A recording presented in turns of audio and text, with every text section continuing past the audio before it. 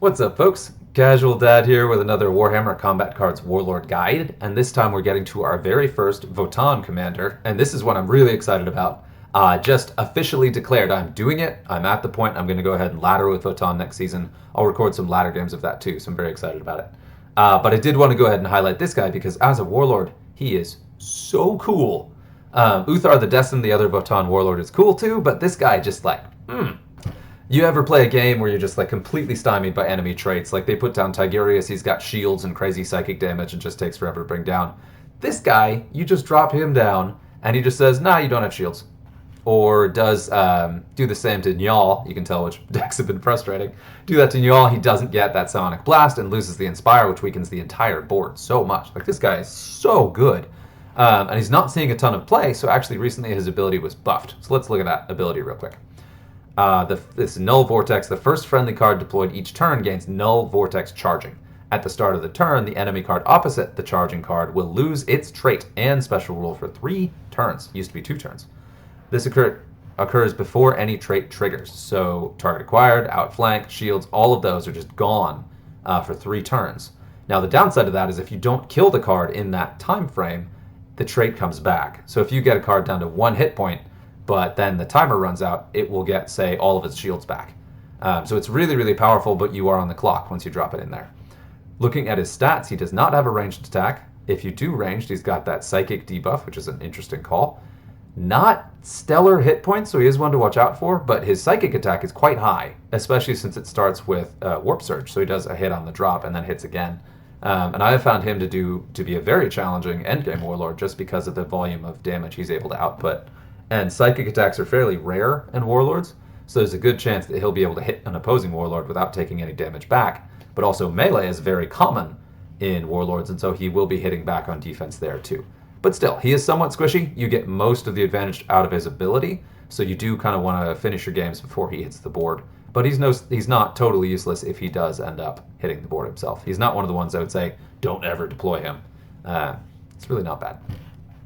We're going to go ahead and play some games. My Votann cards still aren't super high level, and there are so few cards in Votann, it's a little bit difficult to talk about deck building too much. But I will say with Ettok, the things you absolutely want to bring, no matter what, are going to be your target acquired. The more target acquired cards we get for Votann, the more you want them. And you want to make sure to deploy your target acquired card first in your deployment each turn, so that you get the target acquire on a card that's had its trait stripped. So shields, fear, all of that. You want to hit those cards as hard as possible to make sure to take advantage of their trait being down. You can do a melee deck. You can do a ranged deck. Doesn't really matter. I personally think at my card level and with my collection, ranged is definitely more powerful, especially since you do get barrage and a lot of ranged readies that really help kind of pump it over. So this is the build that I would go with personally, including that precision shot, which also is really, really great to capitalize on Ettok's ability. So say you've got a very injured card, it's got Death Blow, you drop him as your first deploy and you can kill it without suffering the Death Blow. Like it's, man. Or the Endless, there's so many applications for this guy, and he's such a flexible Warlord. I really enjoy it.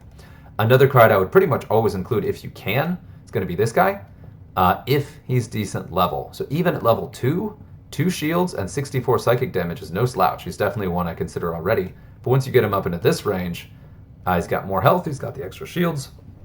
And if you get him higher, this card is terrifying. So I'm really looking forward to leveling this guy up. But there's our quick summary. We're going to go ahead and jump in and play our 2 games so you can see this in action.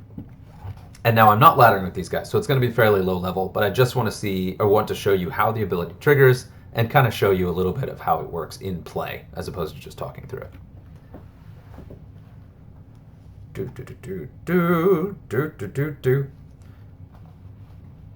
Yeah, I'm super pumped. You really don't see them in ladder very often, but when they become more common, when more players have them at upper level and they have some more cards released, Votann is going to completely shift the whole competitive meta of this game. Perfect. Boom, right off the bat. So my first deploy is going to be, and now this is a bit of a challenge because this is Manifest Nightmare. So when I do hit him, he's going to take reduced range damage. But okay, so my first deploy was the one that will trigger that vortex, and you can see that marked there. This is a very hard-hitting ranged card, so I'm going to go ahead and drop this guy here. And my goal is to kill this dude while his Endless is disabled. So who does more range? 72 and 62, yeah. So, I mean, these are very low-level cards, like, and decent damage for the price point. Like, at level 5, this is not a bad card. That's definitely a competitive card. Outflank. Bummer. Okay. We still have a couple turns to do it. I should comfortably be able to do this, even with the Manifest Nightmare's damage reduction, but we'll see. Now, I do want to note that Manifest Nightmare's ability did not reduce the incoming damage from Barrage. Or at least it did on the initial target. But if this guy took full damage, these guys to the left and right, I think, would also take full damage from that Barrage. So I've got 2 more turns. 1 more turn, dang. So I had his turn and my turn. So I may not make it. Had this been anybody but Manifest Nightmare, I would have been able to kill that guy before the ability went away. But here's the trick, where it is actually a...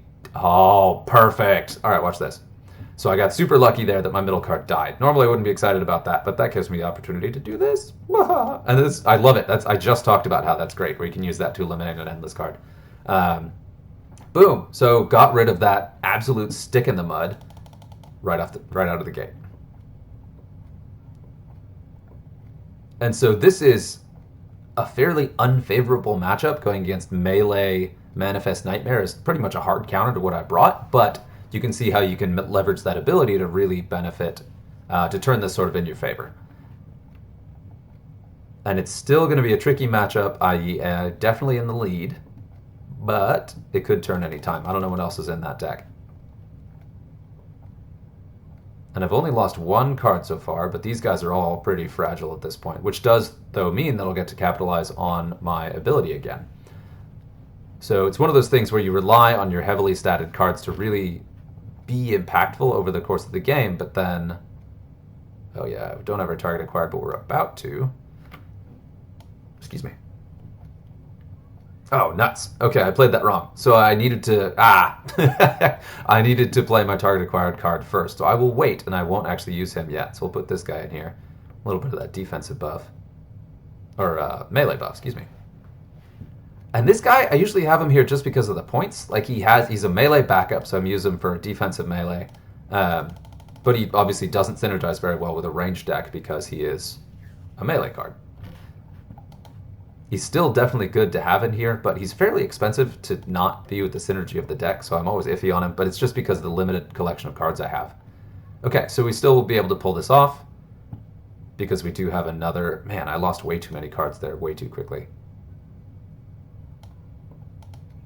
So we're going to take this guy out without taking the damage from Deathblow, but this still is going to be a very challenging endgame, because I've only got the 2 cards left. They're not very powerful. Oof, man. Manifest Nightmare, dude. But yeah, so now already reconsidering the laddering, but I'm going to do it. I'm going to ladder with Votann next season, and I'm pretty pumped about it. And I can switch off between Ettok and Uthakar, not Ulthakar, Uthar, there it is. Uthar the Destined. And now I'm going to play this safe. Who's got higher melee? He's got 64, 57, okay. We can turn off his ability, and this guy's got higher hit points. Okay.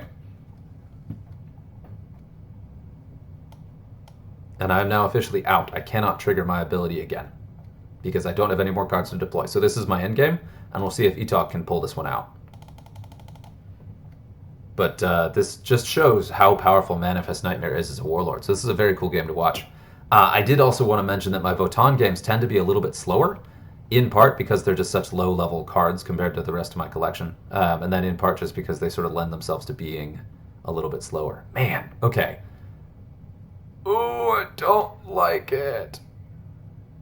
So here I can go Psychic again, but so the thing is, I kind of have to go melee, so I'm pretty much guaranteed I lost this. I'll take out both these guys in the middle, but then get hit from the left there. Hopefully this is a low-level Manifest Nightmare who does not want to melee. Okay, yeah, but he's probably got me. Yeah, he does range. He's got the big buff on range. Oh, no. Really? Okay. Now, follow-up. Do I have it? I don't think I can do 132 damage. I can't. Okay, he still got me, but man, that was close.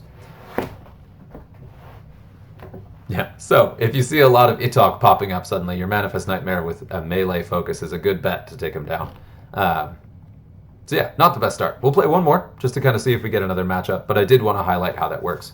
And as just kind of an aside, I mentioned this before, but just to say it again, if I had played one of my first deploys of the turn against Manifest Nightmare itself, that would have negated his defensive ability as well, because it turns off traits and Warlord abilities if you hit the Warlord with that deploy. This is a good matchup. Okay, who does more single target damage? Really? Okay, he does the most single target damage. So you want your card that's got that null vortex to hit really, really hard. Not terribly concerned about that. For obvious reasons, right? Because you want to hit the card as hard as you can that has got the trait up. Okay, so this is a much lower level player here, so I've got every advantage on this one. Ah, but look at that. No taunt for you. Although that's kind of bad because I kind of wanted taunt because that's the card I want to kill. But that's, I mean, if you, and that is another thing about it too, is you can use the ability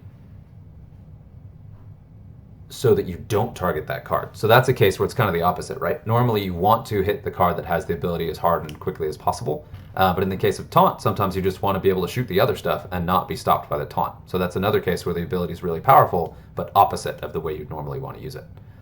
This is going to be an easy win. This guy's a low-level deck. Doing great, though. Keep it up, buddy. And so even here, so I'm taking that free 15 damage every turn. If I hit him with one of my first deploy cards, you don't take that anymore. Like, it just negates all of your abilities. Think about Akaran. It could suddenly be like, none of your cards regen while you're hit with this, bro. It is such a powerful ability, and I absolutely love it. Having it in the game and being able to play with it.